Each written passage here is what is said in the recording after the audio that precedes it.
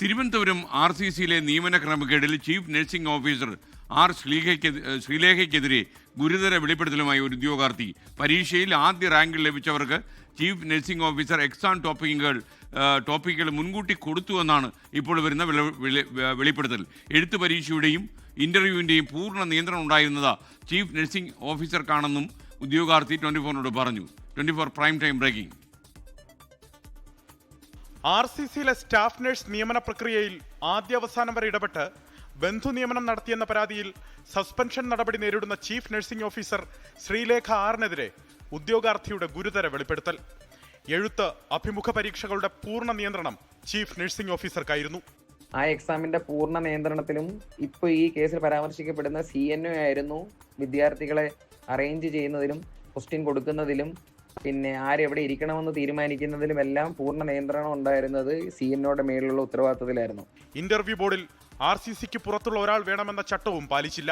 ഏകദേശം 4ഓളം പേരായിരുന്നു ഇന്റർവ്യൂ ബോർഡിനകത്ത് ഉണ്ടായിരുന്നത്. അതിനകത്ത് ഒന്ന് ഈ പറയുന്ന CNOയും മറ്റ് അഡ്മിനിസ്ട്രേറ്റീവ് ഡിപ്പാർട്ട്മെന്റിൽ നിന്നുള്ള ഒരാളും, ബാക്കി 2 പേരും RCCയിൽ തന്നെ ഉണ്ടായിരുന്ന ജോലിക്കാരാണെന്ന് തന്നെയാണ് വിശ്വാസം.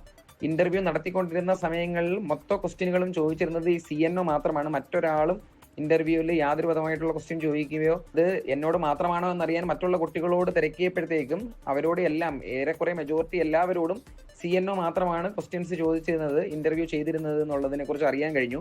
എഴുത്തു പരീക്ഷയിലും അഭിമുഖത്തിലും ഒട്ടുമിക്ക എല്ലാ ചോദ്യങ്ങൾക്കും ശരിയായ മറുപടി നൽകി പ്രതീക്ഷയോടെ കാത്തിരുന്നെങ്കിലും റാങ്ക് പട്ടികയിൽ പിന്നിലേക്ക് പോയി.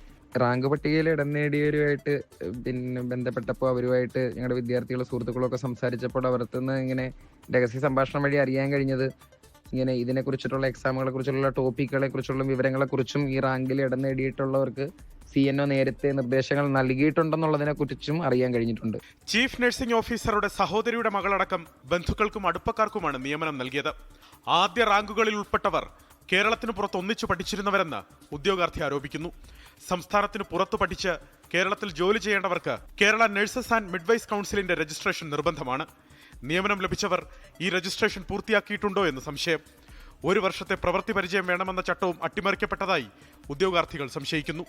വിഷയത്തിൽ ആരോഗ്യമന്ത്രി ഇടപെടണമെന്നാണ് ഉദ്യോഗാർത്ഥികളുടെ ആവശ്യം. നിലവിലെ റാങ്ക് പട്ടിക റദ്ദ് ചെയ്ത് വീണ്ടും പരീക്ഷ നടത്തി സുതാര്യമായി നിയമനം നടത്തണം.